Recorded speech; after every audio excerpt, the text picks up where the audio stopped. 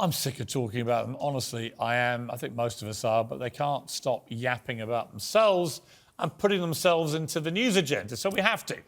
Yes, it's Harry and Meghan who've now regaled us with their truth. So far in sycophantic interviews with Oprah Winfrey, with James Corden, with Stephen Colbert, they've bashed Britain in 6 hours of indulgent whining on Netflix. They've fronted podcasts on their self-centred versions of history. Harry has barely finished the global family trashing tour in support of his treacherous family trashing memoir. But inevitably, he's decided that the world hasn't heard quite enough from him.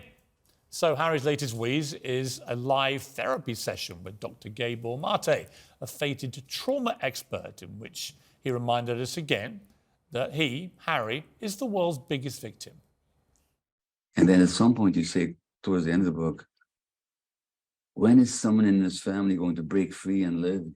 Mm-hmm. Have you done that? I have now. Yeah. What does it feel like?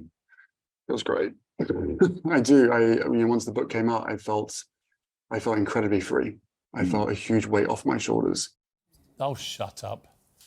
Fans paid £20 each. Can you imagine paying for that?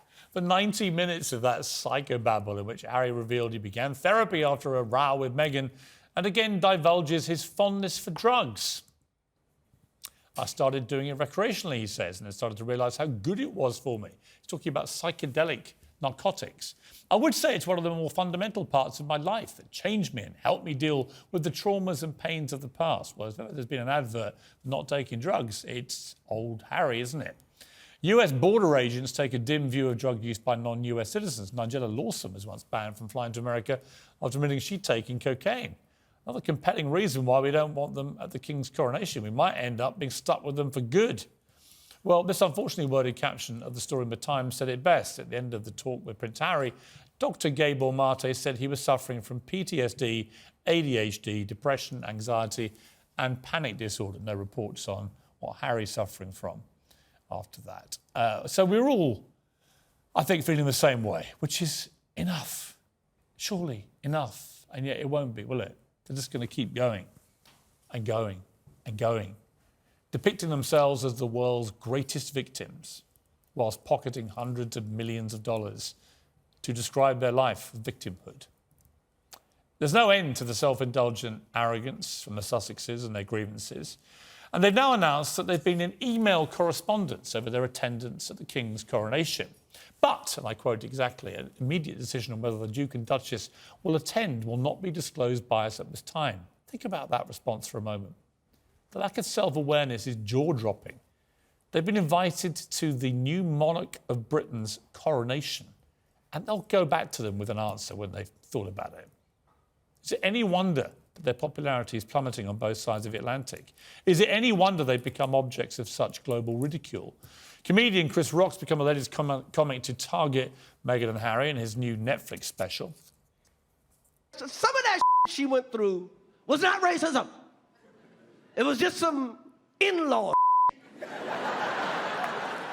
Sometimes it's just some in-law. Because she's complaining. I'm like, what the talking about? No, they're so racist. They wanted to know how brown the baby was going to be. That's not racist. Because even black people want to know how brown the baby going to be. Well, the Sussexes have been on what they call a journey when it comes to their claims of racism in the royal family. First, they sensationally accused the royal family directly of racism. Then they tried to gaslight us into believing they never accused the royal family of racism at all. It was all the terrible media who'd done that. Now it's increasingly clear that just about nobody takes any of these claims seriously anymore. Harry ended his therapy session by addressing their ruthless mockery in a recent episode of South Park. The more they criticise me, he said, the more I need to share. Oh, my God. So, same time tomorrow, Harry. If you keep lying, we'll keep having to cover it.